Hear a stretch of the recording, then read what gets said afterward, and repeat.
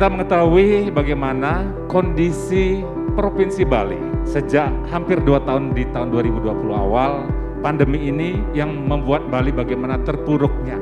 Saya yakin semua Bapak Ibu perbankan, bankers pada malam hari ini kurang lebih ada 60 orang. Mudah-mudahan juga bisa join dan bisa nanti berdiskusi, mungkin ada masukan-masukan juga terkait dengan talkshow dengan mengambil tema seperti kita lihat bahwa membangun resiliensi perekonomian Bali.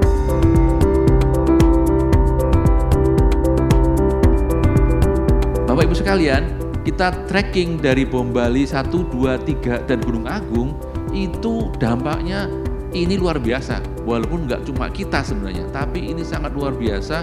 Sebenarnya kita perlu pertolongan sebenarnya karena dampak di Bali lebih dahsyat daripada yang di 1, 2 dan 3. Sehingga kita Bapak Ibu sekalian kepala bank-bank di Bali pasti Anda harus extra mile. Anda harus berpikir yang luar biasa karena kita berbeda dari Jawa Barat, Jawa Timur, Jawa Tengah.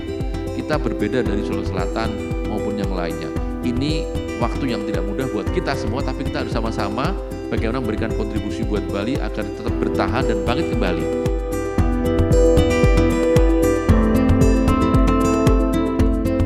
Saya kok masih tetap optimis Bali ini pariwisata ke depannya masih cerah. Apapun tren pariwisata ke depan, Bali bisa menjawab. Bali bisa memenuhi keinginan daripada pasar.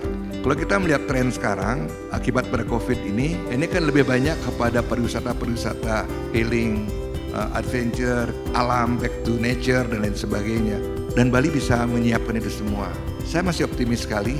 Optimis saya ini didukung oleh data-data. Ketika dikatakan hotel-hotel di Bali kolaps semua, luar negeri sekarang semua masang orang di Bali. Mana hotel kolaps saya beli?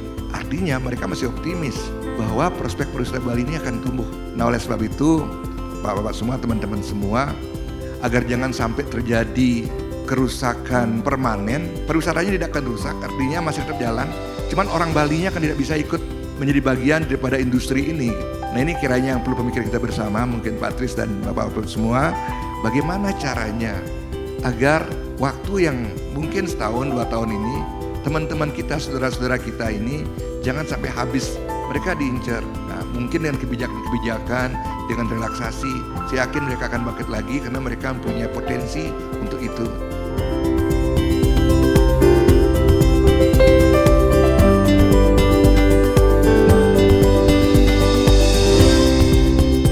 Sebenarnya kalau ekonomi itu dari primer, sekunder ke tersier.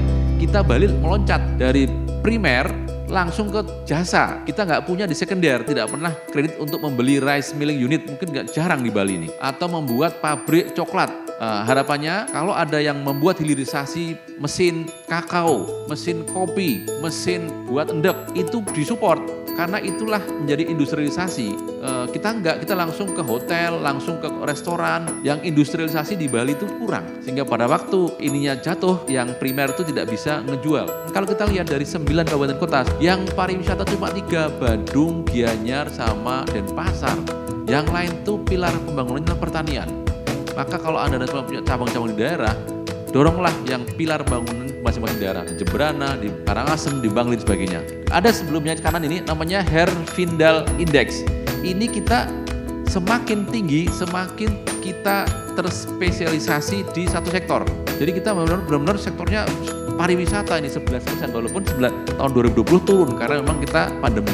Jadi Bapak Ibu sekalian mohon untuk kedepannya Bang coba dipikirin bagaimana yang ke depan Bali menjadi resilient. Kita sudah diajarin oleh teori fund management bahwa jangan taruh telur di satu keranjang kan, pecah semua nanti kan. Ini kita coba begitu, boleh pariwisata menjadi pusat tapi yang lainnya juga kita harus dukung.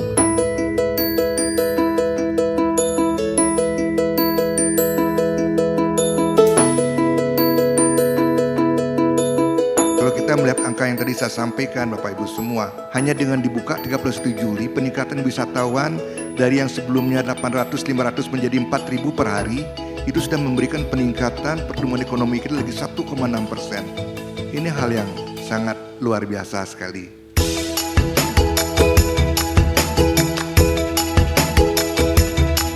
Saya sendiri sebagai orang Bali percaya pariwisata itu akan bisa tetap bertahan di tengah kondisi COVID. Karena kalau kita orang Bali, kita melihat taksu Bali itu beda. Dengan kondisi yang katanya ini, Bali itu susah. tetapi kita mencoba hidup dari kekuatan kita sendiri.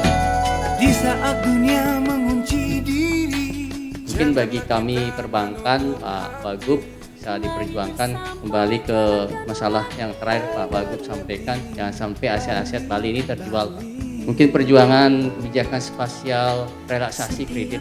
Karena ini kan Maret 2022 rasanya siapapun tidak akan bisa perbankan Bali ini menyatakan recovery ini bisa oleh nasabah. Karena ada referensi waktu kita Gunung Agung 3 tahun masih bisa relaksasi. Jangan sampai rakyat kita merasa tidak diterlindungi, Pak. Kami yang di sini siap sepenuh hati menerima dan memberi. Kami yang di sana, engkau yang di sini. Kita jalankan bakti bersatu dalam doa agar Bali, engkau yang di sana, kami yang di sini. Siap sepenuh hati menerima dan memberi. Kami yang di sana, engkau yang di sini. Kita jalankan bakti bersatu dalam doa